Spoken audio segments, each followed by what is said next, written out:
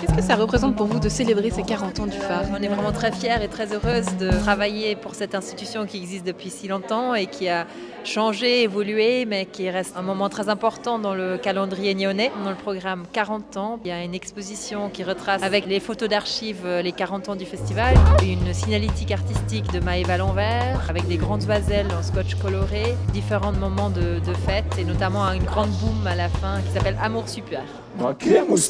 Bivouac renvoie à l'idée de rêver pendant le temps d'un instant, d'être dans un truc temporaire et en même temps d'être curieux, alerte sur ce qui se passe et ça renvoie aussi à la notion de soin et de repos qui revient dans un certain nombre de spectacles.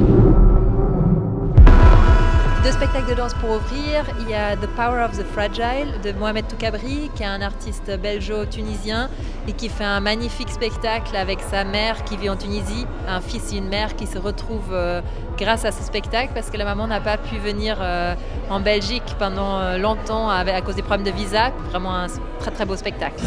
Et le deuxième spectacle, Enteful, de la jeune danseuse Alina Archi qui a créé un solo époustouflant avec une grande force. Pareil sur les liens entre le fait d'être née en Inde, d'avoir grandi à Dubaï et maintenant de vivre en Suisse, puis comment se positionner entre ces différentes cultures. J'ai l'impression que cette 40e édition fait la part belle à la danse. Pourquoi cette moitié du programme consacrée à la danse? Ça a toujours été une discipline défendue par le phare toutes ces dernières années. Personnellement, je suis sensible à la danse. On a un spectacle jeune public de Yasmine Gounet de danse qui permet une sorte d'introduction un petit peu à tout jeune âge à la danse.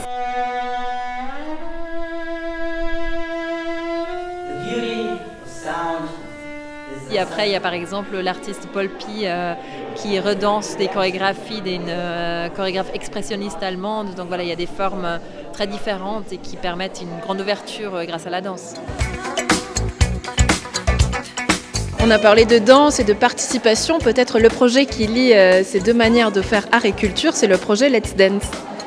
Oui, exactement. Let's Dance du collectif du Feu de Dieu, un collectif de Genève qui amènera les publics et qui nous amènera dans les rues du centre-ville de Nyon pour danser ensemble pour les 40 ans du festival.